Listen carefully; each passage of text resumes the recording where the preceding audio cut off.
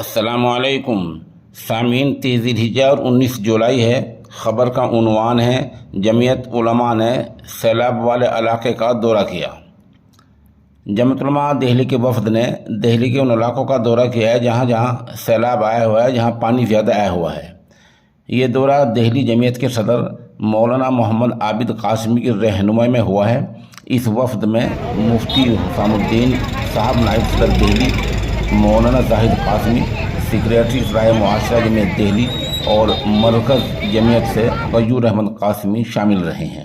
جمعیت کے لوگوں نے سیلاب متاثرین کو کھانے پینے کی چیزیں اور دوسرا سامان پہنچایا ہے۔ اس بارے میں مولانا زاہد قاسمی نے سوشل انڈیا نیوز کے اس نامہ نگار کو بتایا کہ علاقے میں ضرورت کی چیزیں تو ہر دن ہی پہنچائی جا رہی ہیں۔ اسی کے ساتھ جمعیت علماء سرکاری اہلکاروں سے برابر رابطے میں ہیں اور ہر ممکن کوشش کر رہی ہے کہ سیلاب زدگان کو راحت پہنچائی جا سکے اور ان کو کوئی پریشانی نہ ہو۔ موقع کی چند تصاویر بھی پیش خدمت ہیں۔